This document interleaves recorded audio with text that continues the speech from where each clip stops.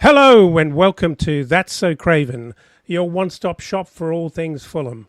And we're here to talk about a rather magnificent win on Saturday against Forest, a win that many people probably weren't brave enough to predict. Um, I'm pleased to say that some of us did, and yeah, what a lovely afternoon. Fulham at its absolute best. We are here today with a couple of That's So Craven finest. Firstly, how are you, Sam? I'm good. You kind of perforated my eardrum with your intro, but that aside, I'm very, very happy to be here.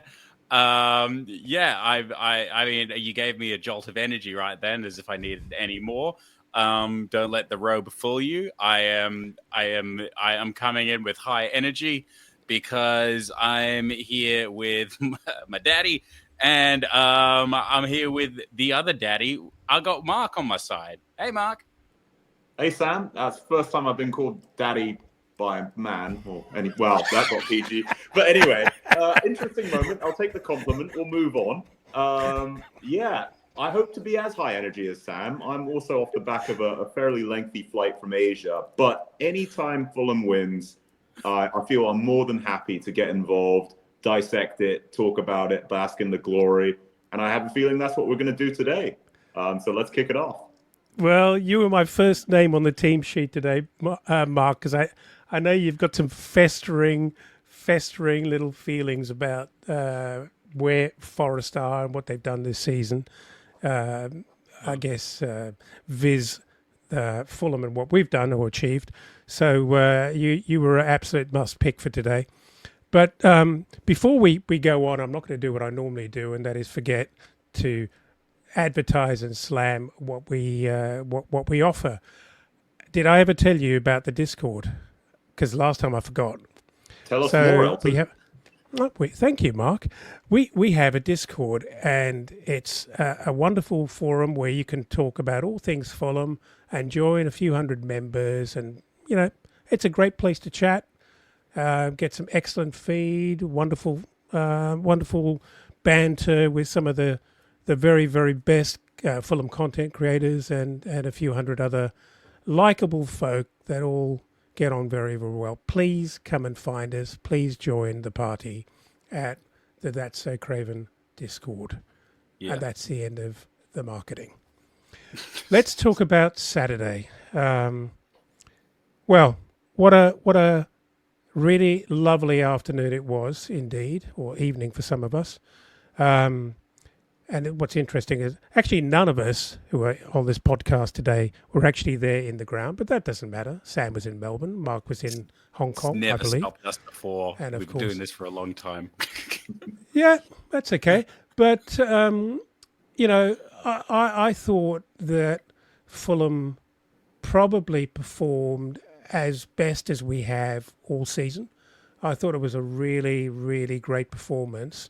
And without going into detail, I just want to get you guys your impressions on how you think we started for those first 5 or 10 minutes.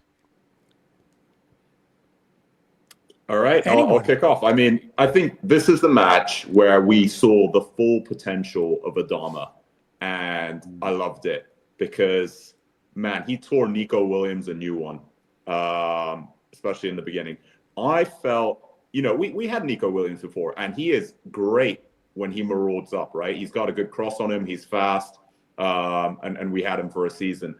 But man, Adamo was running rings around him, and I love to see it. And I thought we were so attacking. And to be honest, I was one of those that wasn't confident going in. I think in our group chat, some people were more positive. I was more negative just because I thought the way we play plays right into Nuno's handbook. He likes to sit back and absorb the pressure and then be ruthless on the counter. And they've done that to great effect, right? That's been part of Forest's strategy. And as much as I hate to admit it, it's been very effective.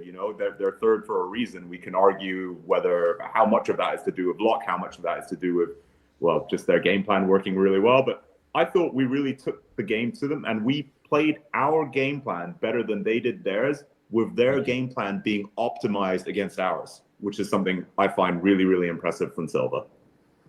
See, this is why I just let Mark go first, because his points are better than mine. But I 100% agree. It was so nice to actually see Adama fully take control of the game, because you haven't really seen that over the past couple of games, at least. And it was because I was getting a little bit worried that he was potentially losing not some steam because he's Adama Traore, but just kind of losing that chutzpah, that like general kind of like I want to be here. I was getting a little bit concerned that he was maybe just like, oh, I'm not getting my star. I'm just not that incentivized to play. And I was completely proven wrong on Saturday. I thought he was so excellent. He's got a good little cross on him, which I think that Silva's really been utilizing lately. I feel like lots of other clubs just have told him to just run and get into the box, but he can actually cross the ball. And he can, as Mark said, he completely wrecked Nico Williams the entire game. There was a couple points where he just straight up burned him in terms of pace. I thought it was also a really, really good game for Sasa Lukic. I'm a little bit confused as to Sasa Lukic is so interesting to me at the moment, because I can see him in an attacking sense, and like he was doing a couple of things where I'm like, oh, I can see you potentially further up the pitch, but it still feels like it's a long way off. I'm not fully sold on who the Sasa Lukic is that we saw, but I kind of liked it. I thought it was some pretty cool. There's some pretty bold moves that he was doing, later on in the game, even though we got 5 minutes of it, we had the return of the Samba Whites, and for 5 minutes it was absolutely glorious, and I kind of wanted to see more of that overall. But I mean, not taking anything away from everybody else on the park, it was just a truly wonderful game. It was one of those games where we kind of got everything that we hoped for in a really, really lovely way. Like, obviously we conceded, but I can take a pass on that. Anytime Calvin Bassey scores as well. I love Calvin Bassey, so anytime he scores, it makes me happy. I was just happy. It's just a very, very happy game. Well, thanks for joining us, and I hope you've enjoyed the podcast. We're done now. And, yeah, we can just go there. Thanks for your rap, Sam. Yeah. You guys want to talk about Pixar? What do you want to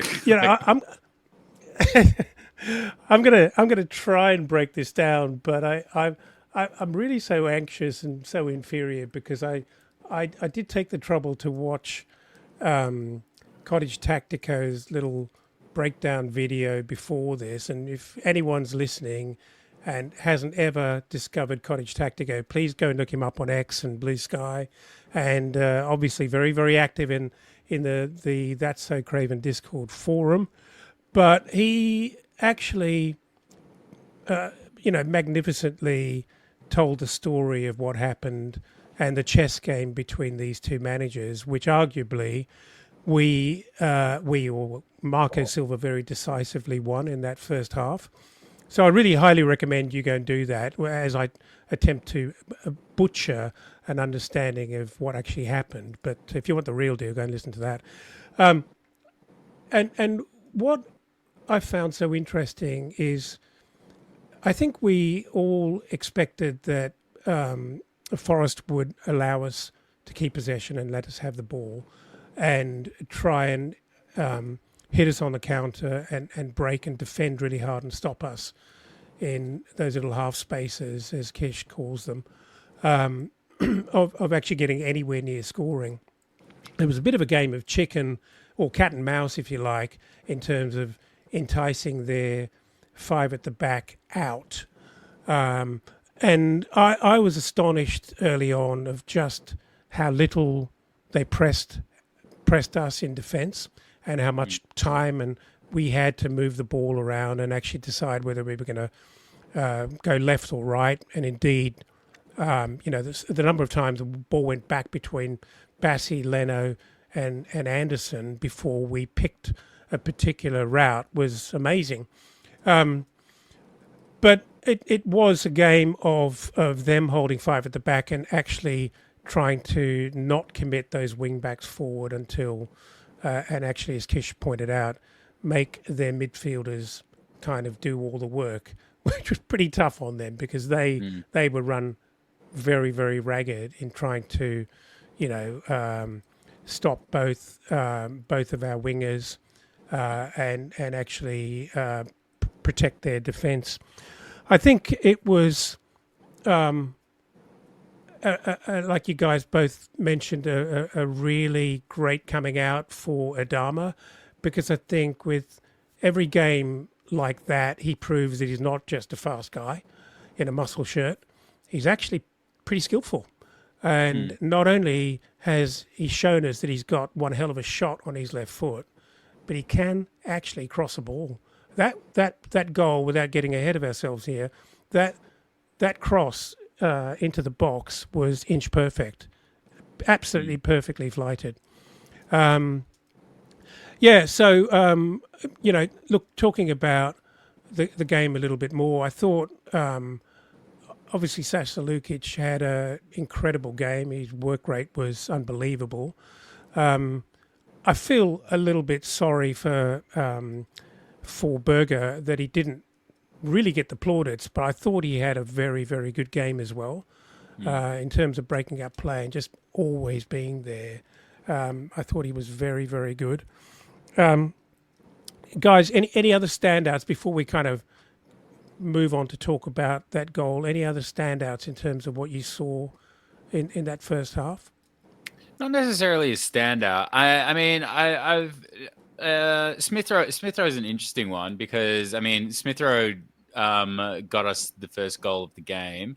Didn't really do a whole lot during the game, but I can't hate him for getting in the right place, right time, and actually executing it well. He's interesting, isn't he? Because he can always seem, well, not always, but he can seem to get us more of an end result than say Pereira does. So he's still proving to have some value, even though he can go missing at some points. I'm not really sure how I feel about it at the minute, but if he's getting goals, I'm happy with him, I guess. How do you guys feel? Yeah, I back that. I think, they occupy the same space, but the issues they have are different. And maybe I've said this on a previous pod. I definitely thought it. But with Smith-Rowe, I still think it's a confidence thing.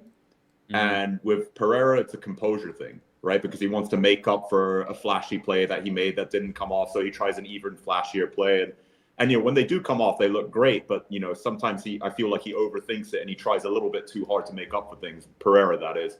With Smith-Rowe, I don't know how, but I still feel like he's not fully fit. I don't know if that's just the way he looks, whether he looks a bit more gassed towards the end of games. But I think there's still more that we can get out of him. We know the talent is there. If we can get him to his full potential, I'm very excited for what's going to happen, especially with those late runs that he's famous for previously at Arsenal and now with us. He's proved it again this match that he can pop up out of nowhere and really, provide something special to the team. Yeah, I'm just fascinated by his full potential because I don't know what it is. Sorry, Dad, you go. No, I was going to say I don't know if it's a fitness thing. It feels more like a confidence thing to me. He seems like a pretty gentle lad actually. When things don't go his way, his head hangs. He doesn't hide his feelings very well, and I think he wears his heart on his sleeve. Nothing wrong with that, but I'm just reading what I see. And the flip side is if you go through a purple patch, great things happen, but it's not obviously not the recipe for resilience. And he's got to, if that is an issue for him, then he's obviously got to work on that. But yeah, I don't know. I think I don't know how he can not believe that he's a really key player for us. We rely on him, and that Marco obviously believes in him. It's a really difficult one. But as I said in our group chat today, I think over the last 6 weeks there has been really good improvement, and every week we're seeing a little more. And it's not coming as fast as I and many people would want. But if we get there eventually, then I begrudgingly am prepared to wait for it because I think he is something special. I just want and need to see more of it, and I need to see 90 minutes of it. Sam? I think with Smith-Rowe, I think he massively benefits when he's surrounded by people that he's comfortable with as well. I think if Nelson and Iwobi were still playing directly beside him, maybe we'd have a little bit more to say about him. I'm specifically thinking of a moment. I think it was in the first half. It could have been in the second, but he could have passed it to either Iwobi or Traore, and he went for Iwobi. I think just out of security, because I mean, logic would dictate in any scenario you go for Traore. So maybe it's just kind of like he's still finding where he fits, not necessarily on like the park, but more with everybody else. Because it's like we've all played football before. We give it to the people that we trust, and maybe he's just kind of like as you said before, he's probably just a little bit reserved, and he just doesn't really know who he trusts yet. And he was just making a couple decisions like that, and I was like, I can see why you're choosing this because it seems like you're passing to your mate because you trust him, but why wouldn't you do this other thing? That's, I don't know, maybe you guys saw it a little bit differently to me, but that's what I was saying. I think there's something in that, and I think do you know the run I'm talking about? Yeah, I do. I've seen it before where I think, if I had half of his skill, I'd be taking on 3 defenders and running into the box with the ball, and he'll lay it off. And I just think that that's more out of not a tactical build-up, but it's a confidence thing. And, Anyway, one thing that was extremely different on Saturday was the amount of shots on target that we saw in the first 15, 20 minutes. It was a flurry. Now, maybe that was partly because they were sitting back and allowing us to get into those areas where we felt we could have a go. But it was quite unusual for us to, find that many people ending up in the box and also so many shots. I think, from memory, Raul had a couple.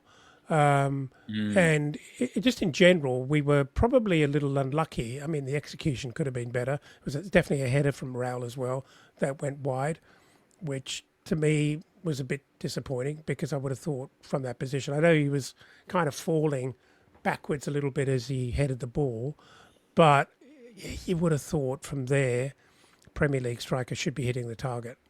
But in general, can I talk about Raul? What did you think of his game, let's say in the first half? I'm trying to point to Mark, but I can't do it because the thing's the other way around. Sorry. Fair enough. I thought we kind of understand how Silva sees Raul, and Raul is an integral part of the team because he is a striker first and foremost, so we would love to see more goals out of him, but he links us up, and he was in the right place at the right time. The header was a little bit off, which you wonder, prime Raul, maybe that bulges the back of the net, right? But yeah, I think he did all right. He did what he usually does. We going back a little bit, we were talking about January and how the wish list early on was for a striker, but that was never really going to happen once the whole right back situation occurred.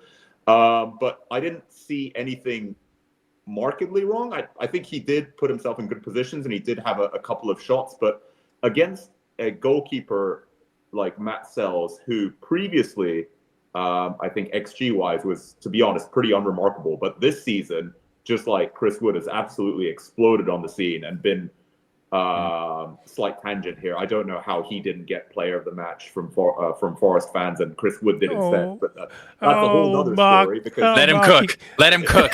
Let him cook. He's about to blow. But Sells kept the minute. Now, having said that, I think a lot of the shots were good shots, but they weren't all worldy saves. But they were good saves. They weren't ones that any old keeper would have saved. So he's done himself proud that match, right? And he kept the scoreline from being 4 or 5, I reckon, if you had a bottom 3 goalkeeper there instead, or someone who spills. Yeah. But yeah, I think back to the original point, Raul did all right, probably slightly better than average, but definitely somewhere we need to be looking at upgrading, especially since I think he must be in the top 3 most paid players at Fulham. I'm pretty sure, up with Leno. Yeah. So then you got to wonder, can we entice a top European striker who would want to play in the Premier League and prove himself there, especially if we get European football? It just has to be a place we upgrade instead of doing the extension, in my opinion. But what are you guys' thoughts on Raul? He's a weird one for me because I find that, like, I've definitely said this about Raul before at some point, but it was one of those games where I kind of feel like he did absolutely everything right or everything that he's supposed to do, but he didn't get a goal. And I've seen him have that moment quite a few times. I find that, like, when Raul is like really, really firing, he's not necessarily playing the best game, but he's a bit chaotic and he's doing like kind of unhinged things. Like, that's where he thrives. He kind of thrives a little bit in chaos. He doesn't really, he's kind of like the opposite to Muniz. Muniz needs to be playing and doing everything right and having everything around him work quite well. If everything around Muniz is working quite well, it doesn't necessarily guarantee that he's actually going to score. It's just, as we've said, it just guarantees that he's going to be in the right places. And maybe he's probably a little bit too easy to telegraph because he's a bit more well-known. I don't necessarily know. But I mean, taking nothing away from him, I still think he is a good striker and he doesn't bother me when he starts. But we do need more of a complete player, because in an ideal world, everything would be set up right and then your striker would score, as opposed to waiting him to do like Rabonas and ridiculous things, which is fantastic. But yeah, some consistency would be nice. Well, I had this weird thought in my head, and everyone is probably going to laugh when I even vocalize this. But if I look at what Raul is doing and doing really well, dropping really deep to get the ball, being very, very potent in build-up play, his passing and his vision to actually move the ball on is sometimes very, very good. And he's definitely been part of some really, really good moves. In front of goal, I get pretty frustrated that he doesn't execute great opportunities. I'll give you an example. I was just watching the brief highlights, that kind of overnight goals on Sunday. And I just watched Marino at Arsenal, the 2 goals he scored late against Leicester. And I just thought, the way in which he put away great opportunities, but so decisively. And I'm just thinking, where is our Fulham player that does that? And it's not acceptable to go, oh, yeah, but it's Arsenal and they've got a crazy... They paid £27 million for him. That is not outside of the realm of what we should be able to afford. And yeah, it's just like Raul, if Raul was a number 10 doing what he does and contributing in the way that he's currently contributing and kind of having a few opportunities to score but not nailing every single one of them, you'd probably be pretty relaxed about it. But as the main man, I know he's got his 8 goals this season and it's not terrible, but it's kind of not good enough. It's not good enough. And also, at quite a few of 100k those a week, goals were penalties as well. Yeah, and at 100k a week, I think we deserve more. I know that's an unpopular opinion because he has been doing, he's been contributing, and the guy tries his heart out and he runs himself completely ragged. And by the time he gets substituted, he's cooked. He's completely cooked because he works very hard. He's not standing with his hands on his hips, like an old school centre forward. He's a hard-working player and he's hungry, but it's just that final quality is just not there for me. Yeah. So anyway, let's talk about that first goal. I think what's really interesting as well is how many times Adama has not done the typical Adama thing where he gets a ball over the top and he runs and just outpaces someone to get the ball. He's beaten players one on one numerous times and has actually been very, very skillful in working the ball forward. And this particular time, he's obviously just got a one on one situation where, a couple of the other times when he's actually tried to get a ball into the box, he's had at least two players on him. And perhaps surprisingly, he cuts onto his left side and gets a shot away. And as I said before, that was an inch perfect left-footed cross into the box, which found again, surprise, surprise, Smith-Rowe appearing at the far post, absolutely brilliantly timed, and very confidently putting that header away. It was actually a really, really well worked goal, and I think how many assists has Adama got? And whatever the number he is, he probably should have 3 or 4 more because he's actually put some very, very, very good crosses into the box this season. I feel that Silva's really worked on that. I mean, he's clearly done a massive amount of work on Anthony Robinson to do the exact same thing, and he seems to really, really like not necessarily just crossing it in, but well-timed, effective crosses from players that can find space and pace. And because I haven't really seen Traore play in the way in which Silva has made him play recently. It seems to bode very, very well for him. I think that he's not. I think it just kind of takes a lot of the pressure off of him. I think for so many years, people have been very frustrated with Traore for being this guy who can get into the box because he can outpace everyone, but he is so well known for having no end result, to the point where I think it's kind of damaged him or has damaged his stock. So it's actually really, really nice to see this reformation of Traore. I'm really gassed for it because I think it only bodes well for everybody. Mark, what do you reckon? Yeah, agreed. I think this is going back to the Traore at the beginning of the season. I also like how we see he's still a bit of a stoic guy, right? That's why he gets that nickname Uncle Adama from the boys. But he's joining in the celebrations. He seems pleased to be with us, and for him, I would actually like if he keeps us up, we extend for a year. I think that makes sense. He's still got more to give. I think there was some rumors maybe a month ago that they were talking about a new contract. That could be interesting. I wouldn't be opposed to that. What I wanted to touch on, which hopefully I haven't misread, but I think Forest recently switched from man marking to zonal marking. And I think Silva picked up on that. And why that's interesting is, well, you're meant to protect the zone, right? And Milinkovic, who has been a huge pickup for them, has been statistically very, very strong in the air. But if you know that he's confined to a region, you just make sure you deploy all your crosses not in his zone. And he needs to stick to his zone, otherwise they break the line.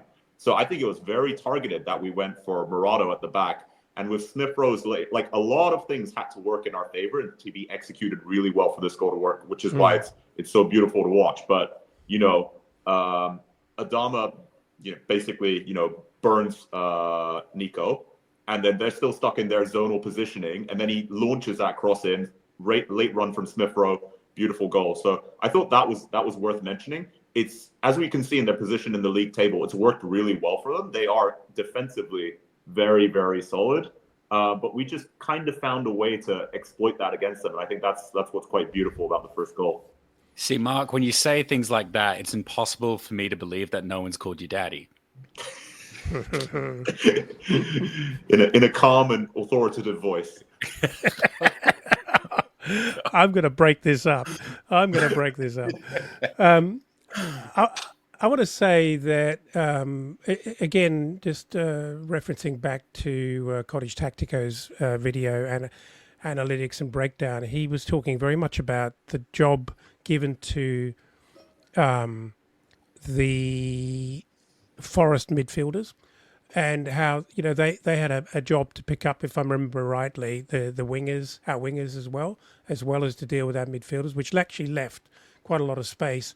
And I think Jack actually put up an interesting little stat, which I did see. I think it was on X, but I saw it floating around in the Discord. That, and I'll just go back to it here. Basically, he said a list of players with 5+ key passes and 100% passing accuracy in a single game in the Premier League over the last 8 seasons, and the list consists of one player, and that is Sasa Lukic. Oh. And he had a monster of a game, and probably was most effective in going forward than he ever has been. And I'm not a massive fan. I'm not very convinced by Sasa Lukic, the ball-carrying, attacking player, because I've seen so much of Sasa Lukic getting into the last 2/3, if not the last third, and just going sideways with the ball rather than actually carrying the ball forward or arriving in the box.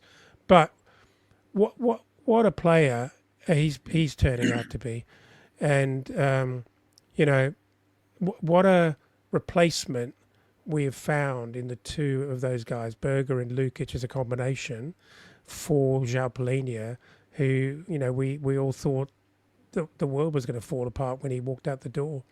And not that we all don't love João Palhinha, but functionally, I think it was a crisis when he left, partly because he's such an effective unit, and secondly, I think it was a huge anxiety that we simply wouldn't spend the money to replace him. And to be fair, we spent a modest amount of money in Berger, and it's been a terrific signing, because not only has Berger been everything we could have hoped for, but he's also somehow allowed Sasa Lukic to blossom into the player that obviously Marco Silva believed he was, and he certainly proved himself to be in the Italian league.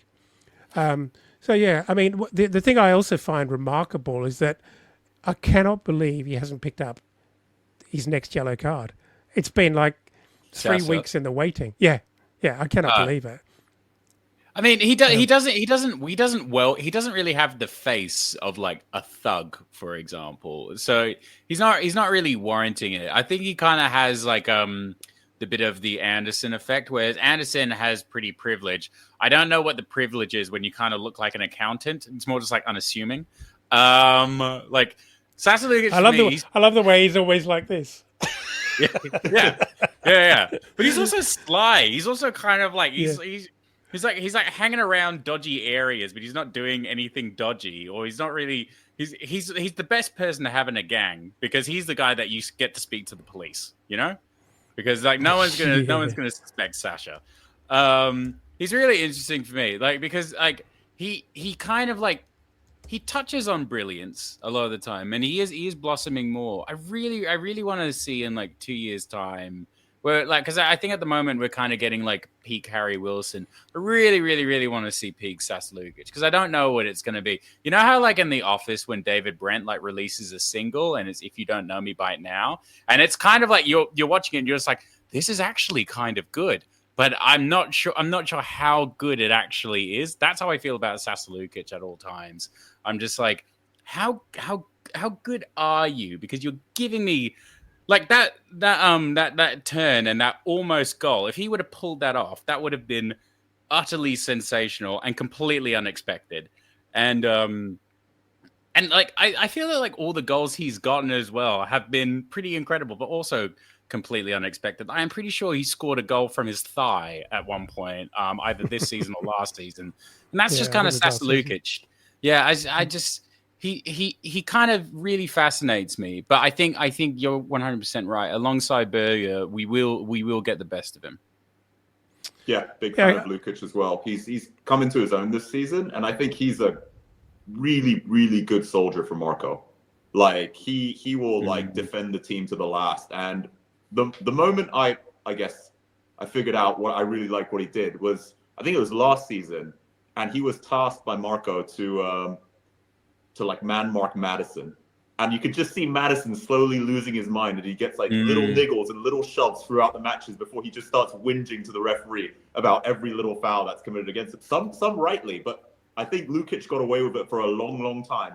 And when you get a player of Madison's quality tilted and upset, and they're more focused on snapping back at your midfielders and mouthing off to the ref instead of placing those perfect passes, then you've won the mental game, and that makes the rest of the match so much easier in that part of the park.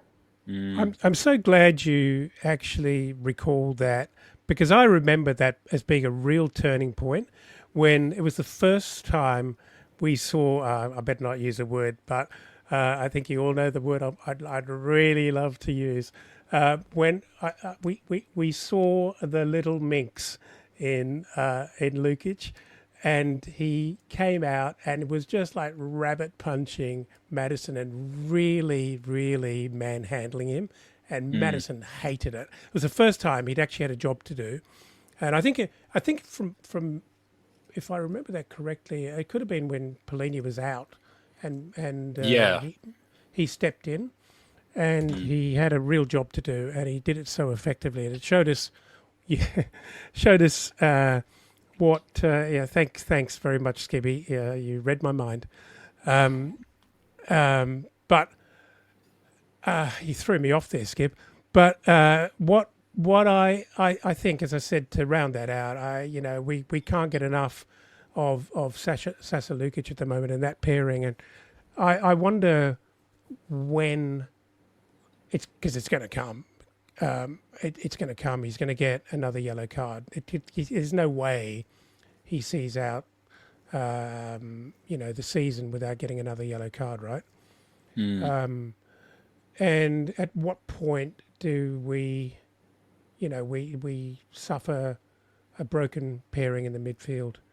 But anyway, yeah. I'm pretty optimistic. I like between Reed, Josh King, Kenny. I think that there's enough there that I don't really worry as much. But I definitely have my favorite pairing in Lukic and Sasa. But speaking of my favorite things, Mark, did you want to talk about Wood's goal?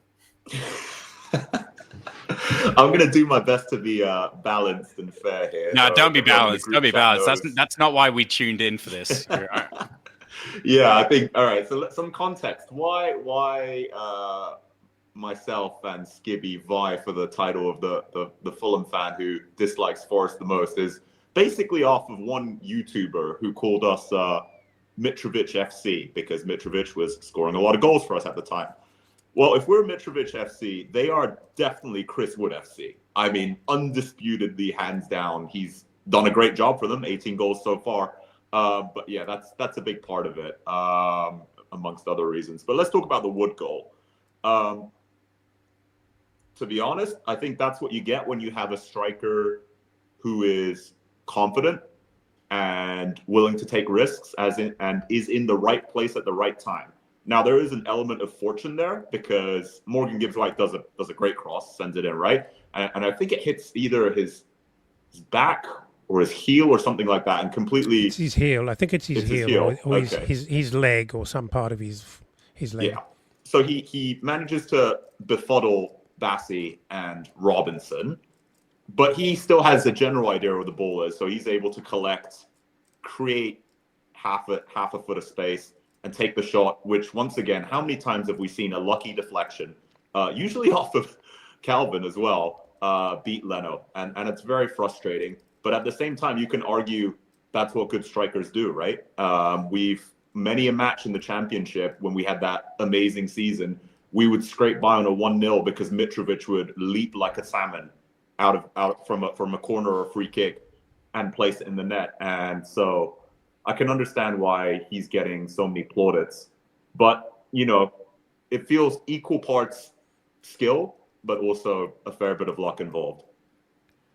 Look, and all it does is just, tweak my frustrations in that all credit to Wood. He, as you described, Bassey, he and Bassey are running towards the goal. Bassey's taking his eye off the ball. The ball hits Wood. He's the only guy who knows the ball's hit him. So he has the presence of mind to turn and buy himself a second or two. And he got his shot away. He got it clear of his feet. Got his shot away. Gets a lucky deflection because I think Leonard gets a hand on that. But nevertheless, you take the opportunities, and if you execute well, you get goals. And that's my jealousy, that they actually do that very well. And Wood's been doing that very well. It's a bit of luck and literally against the run of play, because they had nothing before that. Nothing. Nothing serious. I think there was a shot, possibly not on target, but there were a couple of shots off target. So look, I think Marco must have been immensely frustrated to go in at halftime, having conceded one, with us dominating, and his plan not only proving to be so smart, but also our execution was so good. And so I think he must have been immensely frustrated. But to our credit, we came out in the second half. They made a few changes, and I think they switched. Their five at the back, and so the formation was it was definitely different. But to our credit, what is it? Bassey scores in the 62nd minute, and let's talk through. Let's talk through this goal and just kind of what it means to have our Eagles in any part of goal celebrations or goal success.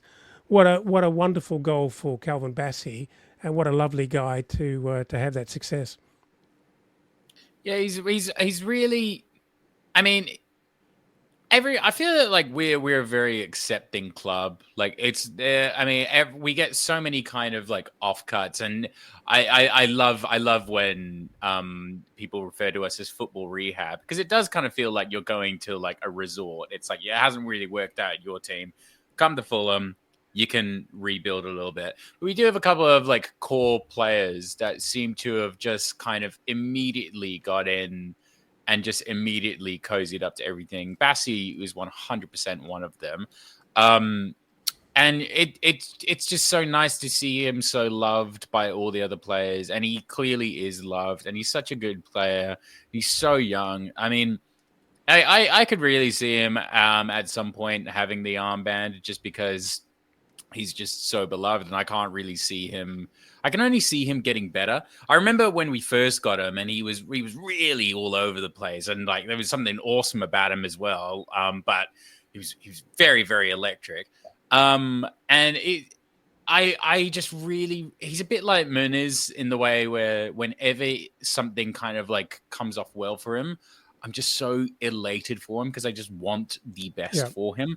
I'm sure there's like deeper technical analysis into it, but purely from an emotional standpoint, I just want to hold on to Bassey for as long as physically possible. I really hope actually he doesn't get to the point where it becomes so good that big teams will come sniffing around, because he really feels like, oh boy.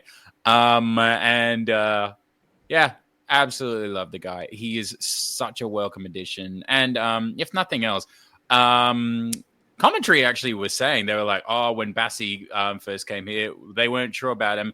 I do not know a single Fulham fan that has ever questioned Calvin Bassey. So commentary was bullshit in that regard. And I also like that, even though it wasn't that much of a question, the Anderson-Bassey partnership is still strong. The Diop partnership with Bassey is also strong. Calvin Bassey, he's fantastic. I love Calvin Bassey. Yeah, he's definitely part of Vibes FC, right? Him and Iwobi doing the whole Super Eagles thing, and like, funny. Yeah, it's great. I mean, I recommend, if I'm not on Snap, but I know they post on Snap a fair bit. Iwobi does, at least. But what we see, snippets from Instagram, things like that, it just seems like there's a real good feel good factor at the club. And, I think Iwobi was joking that, Bassey did about 20 celebrations in one, because if you watch his celebrations, they're a little all over the place. He's like really happy, and he's sort of like sprinting at the sideline. Then he does a knee slide. Then he goes into a hug. Then he goes into a pose. And it's like he's just trying to get it all out at once. But well, I guess if you don't score very often, you kind of don't know what to do, right? Yeah. You make the most of it. But another thing I noticed, which was a change, was that once again, I think the zonal marking comes into it, and the ball goes to Raul, who heads it behind, and Bassey finishes. In the previous seasons where we played Forest, they usually had a guy on the line to help protect the goal next to the goalkeeper. And I think if they had a guy on the line like Manchester United did in that match where we thought Anderson equalized, I don't know if that goes in. Maybe it's just high enough that they can't head it out. But I was surprised quite to high, see. but yeah. Yeah, I was surprised to see that no one immediately went to the goal line to sort of cover cells on the other side. But yeah, Bassey is huge for us. I'm actually really happy that Murillo's having such a great season, so all the top 6 guys can go for him instead. But surely any scout who's looking deeper than sort of top level statistics will see that Bassey performs very well in many metrics, and sort of the XG that we allow against us seem to be freak accidents or momentary lapses in concentration. So I really hope we get to hold on to him for at least another season, if not longer. So we'll see. Yeah. Look, I think that was not only obviously a very exciting moment in the game where, look, at the 62nd minute, it was a long way from being done. But funnily enough, I didn't feel that, I didn't really feel that we were in danger of losing it. I don't know if that's wild hubris or overconfidence, but it felt like we very much had their measure. I didn't think they didn't scare me. I thought in many ways they were quite underwhelming overall. Maybe it's more a matter of how Marco set up and how we sort of boxed them into their own heads, if you like. But yeah, I don't remember exactly the moment that we made. Sorry, Sam, do you want to say something? Oh, I'm not sure where you're segueing to, but if we're talking about just kind of like closing out the game in general, I really want to talk about when Muniz, Andreas, and Willian came on. If you will indulge me, or did you have something else that you want to say first? Well, I stopped on my way to that very point. So why don't Oh no, you go. No, you do the intro because I'm going to go on a tangent. So you just I'll indulge you if you indulge me. Yeah, so I'm ashamedly a very, very big Willian fan, if anyone didn't know. And I'm very, very happy that he's back at the club, and I'm even happier that he's fit enough to be considered to be on the bench and actually brought on. And, that was a moment that I don't think we've seen in terms of luscious Latin playing with freedom that kind of just happened in a moment of brilliance between a couple of Brazilian players there. It was kind of almost a little bit too much, because if you really break it down and stand back and look at it frame by frame, there were probably a few poor decisions made in the actual moment, not least the fact that Muniz should have passed to Cess, who was in miles of space, and Muniz had 3, if not 4 defenders and a goalkeeper directly in front of him, masking the entire goal, and with almost no chance of sliding the ball through. But, strikers be strikers, and he had a shot anyway. But, Mark, why don't you walk the punters through? If they haven't seen the game, but just happened to fall into this podcast, walk them through and paint a picture for what happened in those glorious Latin moments.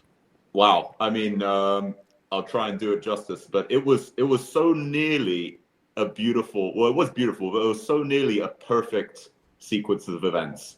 I think it starts with Leno going long to Andreas. Yeah. Mm-hmm. Good ball, pretty accurate, right? But you still have to fight for it. But this is what I like about Andreas. I may have my criticism of him sometimes, but he puts in the hard yards and he fought for that ball. And sometimes you win them, right? Sometimes it bounces awkwardly. The defender loses focus, or for whatever reason, he beats. I don't know who was playing there at the time. I don't think it was Aina, but he beats the person who's meant to be defending the ball from that run.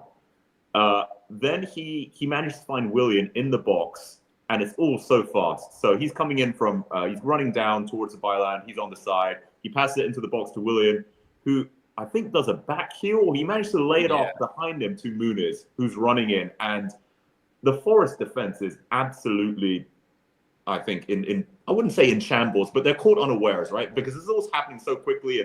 And for those of you, those of us who watch Fulham week in and week out, I wish we did that more often, because sometimes we like to sit, pause, think what we're going to do, pass to someone else who sits and pauses.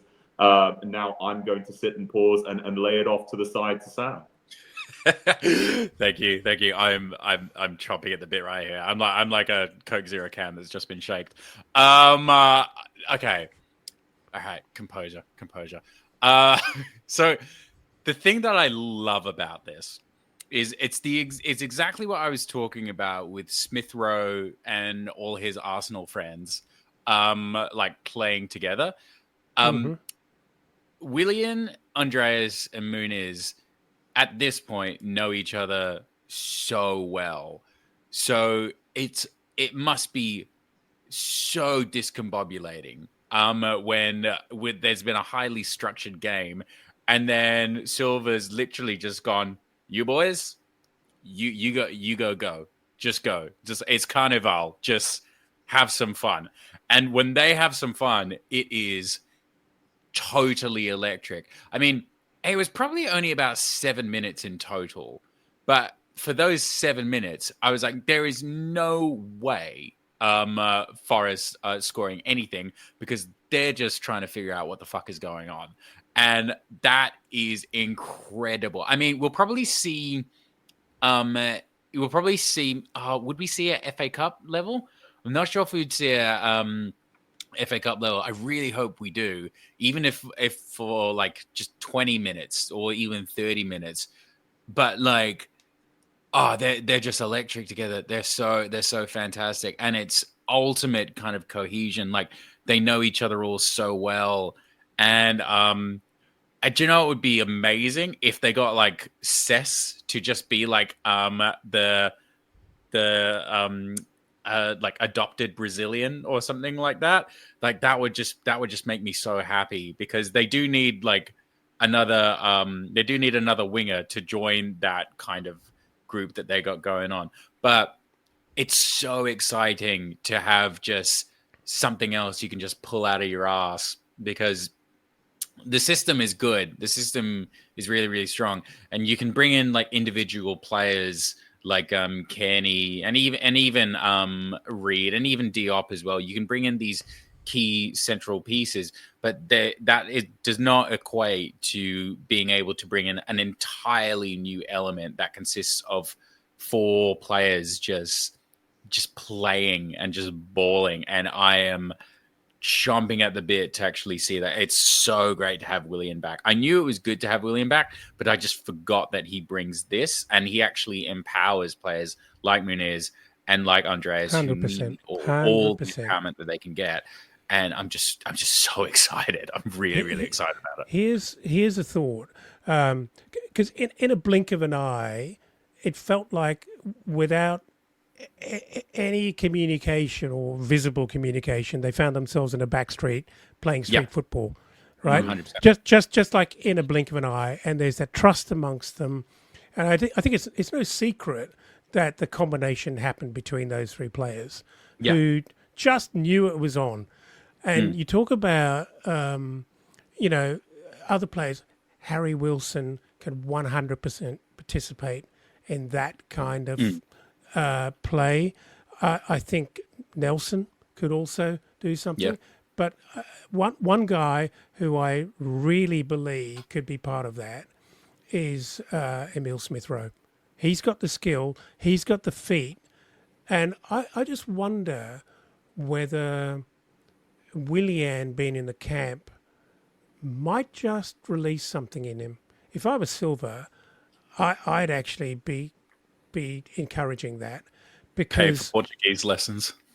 yeah, whatever, go on holiday together. I don't care what happens or how we get to it, but I really think that having Willian in and around the squad and on the pitch, he has the ability to actually be a catalyst for that kind of thing, and that's what I love about him. That's what I love about him. Even in his twilight years, he's still got the ability to absolutely turn a game on its head and bring that kind of thing to life. So yeah, I mean, obviously we didn't get a goal out of all that magic, and Cess was in acres of room and he was the only player in a white shirt with a clear view of an open goal, and I believe there's a screenshot of Cess standing with his hands in the air. I can't believe Ryan Sessegnon has a loud voice, but presumably he was calling for it. Maybe he was just asking him very politely, and that's why Mooney's in his... The reggaeton was playing too loud, like no one could. I commented on our group chat that I'm sure Mooney's would have been so ecstatic at what was actually unfolding that he was just caught up in the moment, and he just had to put his foot through it and hopefully claim the glory and put it at 3-1 and totally beyond Forest. And there was some commentary on the live feed with some of the guys following on, and someone asked about apparently Mooney's went straight down the tunnel very quickly at the end of the game, and a question was asked as to why that may have happened, and someone suggested that that Willian gave Mooney's a spray for not actually passing the ball to Cess. I'm not sure. I didn't see any of that, but I'm sure they will have a lovely big Portuguese cuddle, and that will all be made up. And yeah. So look, at 57 minutes and 15 seconds, I'm highly motivated to wrap this up within an hour, like we did last week, because I think it's a good thing. But look, I just I couldn't be happier with that outcome. If we jump to the slides, we can quickly have a look at that glorious position of where we are, and we now sit in 8th position on 39 points. But 5 points from a Champions League position, if you don't mind. And certainly, only, 3-4 points off a European position. But in any event, this is where we need to be. And if we continue like this, one could hardly claim that our season is fizzling out. And I think the next run of games are entirely winnable. And if we continue to play like that, I think it bodes really, really well as to where we might end up. Who knows? Who knows where we will truly end up in terms of final points? But I haven't given up. I haven't given up hope that we could actually make and qualify for Europe. And I think that should be very much in our sights. You just can't say that out loud, though. I know we have a podcast and I know what we're doing, but like you just, I can't.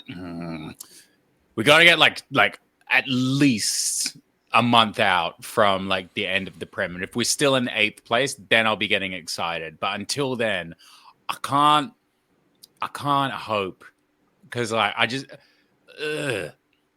It's not just wanting it and just being in that position, but that's really where we need to get in order to kind of like keep it rolling, get the signings that we need to get, because it could be everything for us. So I don't want to believe yet. Like I'm being kind of coy about it. Like I want to. Who are we scared of? I mean, okay, Liverpool, great side. Arsenal, incredibly good side. A little bit scared of Bournemouth, because they shouldn't be as high as they are. Bournemouth having a great season. I mean, and Man City aren't having their best season, but still very formidable. But you know, I'm not scared of any of these teams, home or away. And so provided we can keep the energy level up, I don't, I don't see why this isn't going to end up where we think it's going to end up.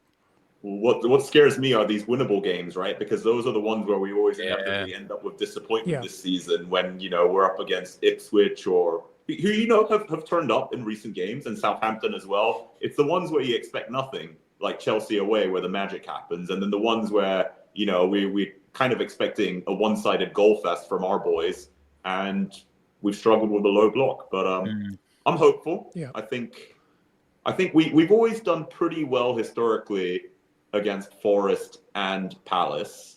So let's see how that turns out. But I don't want to play Wolves again. I don't know why, but they've been a real bogey team for us pretty recently. And is it Cuenca? Is it Cuenca? Yeah, sorry, Cunha. Oh, he's phenomenal, Cunha. isn't he? Yeah, no, he's a good player. Really good. Yep. Anyway, that will be the topic for another podcast. And it's we don't have to think about that. We don't even have to worry about that tonight or today. Guys, let's wrap it up there because I blew my objective. We've gone over a minute, over an hour, sorry, but we're close enough. Sam, thank you very much for staying up, wearing your smoking jacket or robe or whatever that is, and joining us. Thank you. It's a bit of a suggestive color because it's flesh, but I can assure you that I am wearing clothes. Just barely, just for the audience. I got to give the people what they want. But speaking of giving the people what they want, thank you very much for having me because I wanted to be here and I'm very happy that I was.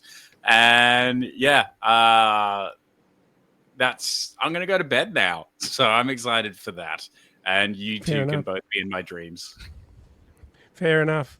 And Mark, I don't know how many points I've got to give you for getting straight off a flight this morning, a long-haul flight from Hong Kong, going into work or actually participating in work with your other colleagues, wherever you might be sitting, and taking some deliveries and installing furniture and actually still carving out time to be on the pod. Impressive effort for all those other guys who are doing their nails and getting their beards trimmed. Just happy to be here. Thanks for referencing the laundry list of items that I've had to deal with today. But this is a high point, and it's all downhill from here. So let's finish with a cheer. Thanks, guys. Just a final reminder to please find our Discord and come and join us. It's a great place to have a chat, and we would love to see more and more people there. And thank you to everyone who's followed along on the live stream and put lots of comments in.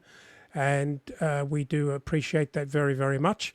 But as we always say at the end of these podcasts, come on, you whites. You whites.